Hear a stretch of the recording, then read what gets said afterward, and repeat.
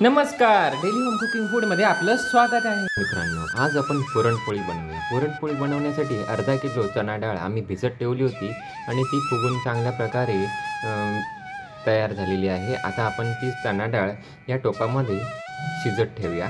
जरा शिजून मोकळी झाली तर मग आपण यामध्ये गूळ मिक्स करायचा आणि पुरण बनवायला घ्यायचं. चला तर मग ही आता जरा वेळ शिजायला देऊया. चणा डाळ शिजत असताना त्यावरती पाण्यावरती जेव्हा फेस येतो ना, तो फेस आपण काढून टाकायचा. त्यामुळे काय होतं, ते आहेत ना सांधेदुखी होत नाही. आणि त्याचबरोबर ही चणा डाळ शिजेपर्यंत आपण जरा आहे ना अर्धा किलो चणा डाळीसाठी 350 ग्राम गूळ जरा चिरून घेऊया. सुरीने किंवा किसणीने किसून घेतला तरी चालेल. चणा डाळ चांगल्या प्रकारे शिजून तयार झालेली आहे. आपण या चणा डाळीचं जे पाणी आहे हे बघा, ते जरा पाणी कटाची आमटी बनवण्याकरिता वेगळं करून घेऊया. कोणत्या प्रकारे आम्ही वेगळं करत आहोत ते बघा. वरती झाकण ठेवलं आहे आणि फक्त जरा पाणी दुसऱ्या टोपामध्ये काढून घेत आहोत. हे बघा, मस्त प्रकारे वाफाळलेलं हे पाणी आपण कटाची आमटी बनवण्याकरिता वापरायचं. आणि मग त्यानंतर त्याच टोपातील चणा डाळ जी आहे, थोडीशी चणा डाळ आपल्याला घ्यायची आहे आणि त्या टोपामध्ये मिक्स करायची आहे. फ्लेवर येतो त्यामुळे. आणि ह्याच पाण्याची आपल्याला कटाची आमटी करायची असते. या चणा डाळीमध्ये आपण जरा गूळ मिक्स करून घेऊया पुरण बनवण्याकरिता. आणि हा 350 ग्राम गूळ आहे. जरा चिरून घेतल्यानंतर ह्या चणा डाळीमध्ये आपल्याला चांगल्या प्रकारे मिक्स करून घ्यायचं आहे. असं ढवळून घ्यायचं जेणेकरून तो करपणार नाही. या पद्धतीने जरा ढवळून घ्यायचं. नंतर या चणा डाळीमध्ये आपण चवीनुसार मीठ टाकायचं आणि मग वेलचीची पूड टाकायची आणि मग हे मिश्रण पुन्हा ढवळायचं. छान प्रकारे ढवळून झाल्यानंतर आपल्याला यामध्ये जरा जायफळसुद्धा किसणीने किसायचं आहे. आणि मग नंतर हे जायफळ चांगलं किसून झाल्यावर त्यामध्ये 1 चमचा सुंठ पावडर ॲड करायची आहे. सुंठ पावडरमुळे गॅस होत नाही, म्हणून आम्ही सुंठ पावडर ॲड केली आणि हे जरा ढवळून घेत आहोत. तयार झालं आहे की नाही पाहण्यासाठी आपण हा जो चमचा असतो ना ढवळतो, तो त्यामध्ये उभा करून पाहायचा. उभा राहिला तर समजायचं योग्यरित्या आपलं हे चणा डाळीचं मिश्रण तयार झालं आहे. तर मग त्यानंतर आपण हे चणा डाळीचं मिश्रण ना हे पुरण यंत्रामध्ये टाकायचं आणि या पद्धतीने फिरवून ते पुरण आपण बनवायचं आहे. हे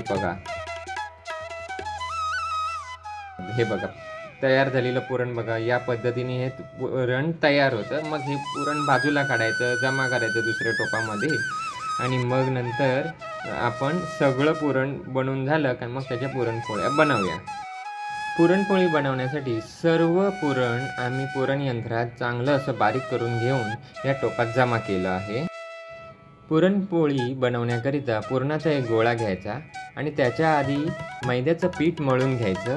छोटे छोटे गोळे करायचे आणि मग नंतर त्याच्यातील एक गोळा घ्यायचा आणि मग तो मैद्याच्या पिठाचा गोळा सुक्या पिठामध्ये आपल्याला ॲड करायचा आहे. म्हणजे कसं बघा, म्हणजे जरा पीठ लावून घ्यायचं, सुकं पीठ लावून घ्यायचं आणि मग त्याची खोलगट वाटी करायची या पद्धतीने.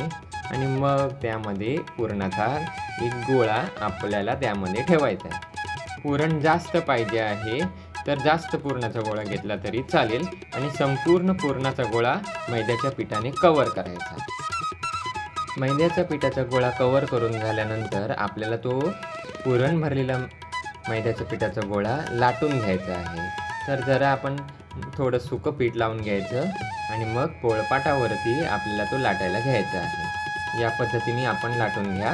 बघा, थोडं सावकाश सुरुवातीला आपण तो गोल करायचा. काही लोक तेलाचा वापर करून पण करतात. आम्ही या ठिकाणी पिठाचा वापर करून करत आहोत. आपण लाटायला घेऊया आणि मग नंतर जरा शेप चांगला आला ना तर मग लाटणीने त्याला पाहिजे तसं चपातीसारखं लाटायचं.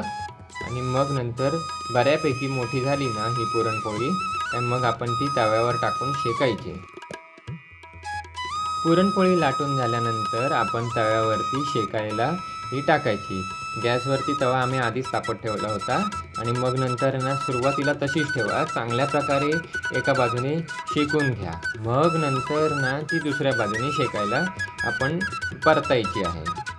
हे बघा, हळूहळू शेकत असताना ती फुगते थोडी आणि मग नंतर जरा काविलत्याने ती जरा परतायची.